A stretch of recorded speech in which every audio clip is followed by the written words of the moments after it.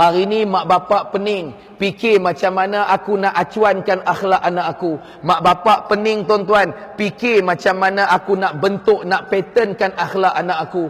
Jumpa ustaz, ustaz, macam mana nak bagi akhlak anak saya bagus? Jumpa ustaz, bawa ayam suruh jampi tuan-tuan. Ustaz, boleh tak jampi ayam ustaz? Bagi lembut hati anak saya. Saya kata kalau nak lembut hati minum asid. Lembut kan? Bukan takat lembut hati, berlubang badan. Bawa ayam suruh ustaz jampi. Ustaz, boleh tak jampi ayam ni bagi terang hati anak saya? Saya kata nak terang hati, telan bateri dan mentol. Boleh terang hati. Tu yang cerita sampai bawa ayam suruh ustaz, anak saya nak ambil SPM, boleh tak jampi ayam ni bagi dia terang hati nak periksa? Saya tanya, anak makcik semayang tak? Semayang payah. Kalau makcik payah, saya lagi payah. Kalau makcik jadi mak, nak suruh anak semayang pun payah. Jumpa saya lagi payah lah. Kalau saya jampi ayak 1 ton dram, 1 ton dram ayak saya jampi, bagi dia minum, kembung perut meletup, jahit balik, bagi minum lagi, tak guna 1 duit pun.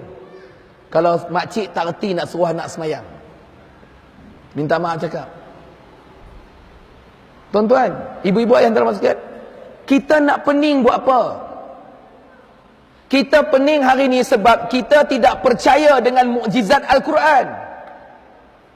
Percayalah, bila anak-anak masuk Mahat Tahfiz, dia hafal Al-Quran, ayat Al-Quran mengalir dalam urat darah dia, mukjizat Al-Quran itu akan pattern, akan bentukkan akhlak anak kita. Percayalah.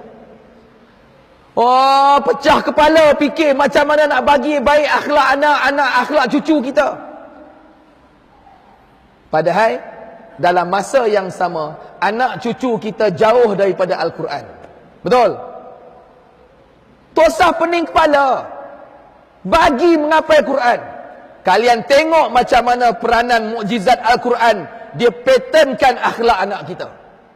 Kita susah nak hantar anak ke tahfiz. Tahfiz ni ada SPM. Tak ada tuan-tuan. Hang jangan nak mengarut. Hang masuk tahfiz esok, hang nak kerja apa? Tahfiz tu SPM pun tak ada. Kan selalu ayat tu kan? Saya, ayah-ayah ni, ibu-ibu, hoi, dengar sini.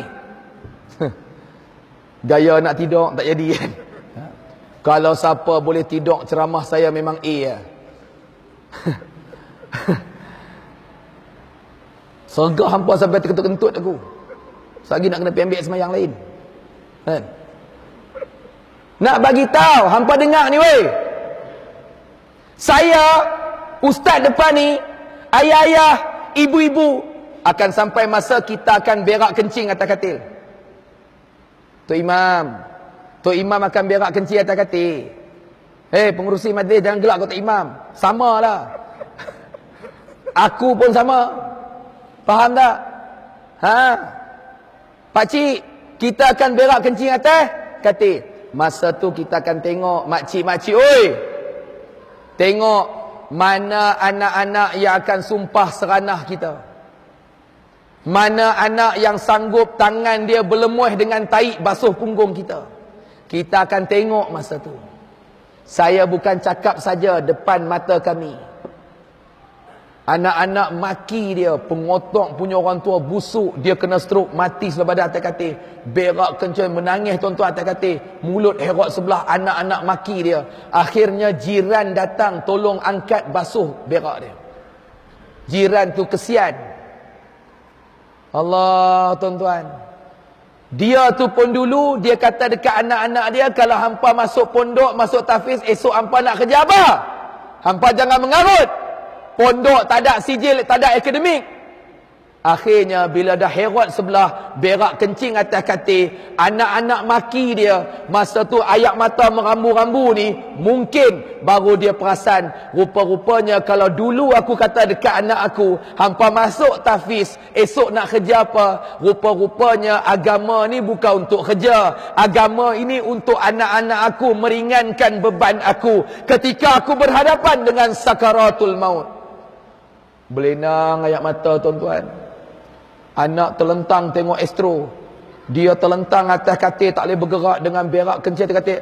Ayak mata merambu-rambu, anak-anak terlentang duk tengok Astro, tak peduli langsung. Kutlah masa duk huk-hap macam nak mati itu tuan-tuan. Kutlah kalau salah seorang anak-anak duduk tepi telinganya, diajarkan di telinganya la ilaha illallah. Menangis tuan-tuan, menangis. Kalian akan ingat perkataan saya malam ni. Kalau itu berlaku pada kalian, na'udzubillahi min zalik, tapi kalian akan menyesal seumur hidup kalian. Percayalah. Jangan main-main tuan-tuan. Saya selalu di mana-mana ceramah saya cerita peristiwa kami jumpa satu ibu yang buta dan lumpuh di Johor yang dibuang oleh 7 anaknya di bawah sebuah jambatan. Makcik tu kami jumpa depan mata kami. Tanya isteri saya. Isteri saya pun pergi. Menangis tuan-tuan, buta dan lumpuh, anak 7 orang buang bawah jambatan. Tanya makcik itu tak dapat bantuan Jabatan Kebajikan Masyarakat ke? Dia kata tak boleh dapat sebab IC lama dia tak tukar lagi. Dia pakai IC plastik yang cop jari 2 tu. Hak lama tu.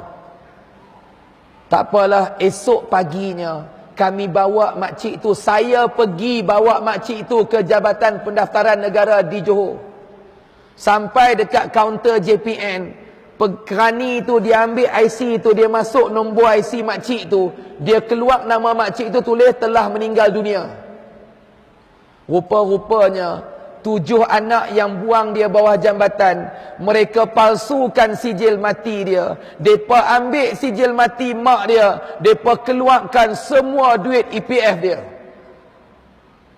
Sian tuan-tuan.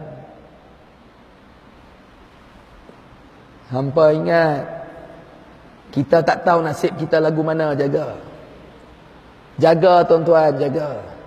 Ingat Ustaz Muhammad sebut malam ni, kita semua termasuk saya akan berak kencing atas katil. Tuan-tuan jaga. Tuan-tuan main-main soal penekanan Al-Quran terhadap anak-anak. Tuan-tuan main-main. Tuan-tuan tak bersungguh-sungguh nak mewarisi amanah yang Nabi tinggalkan. Jaga. Jaga tuan-tuan.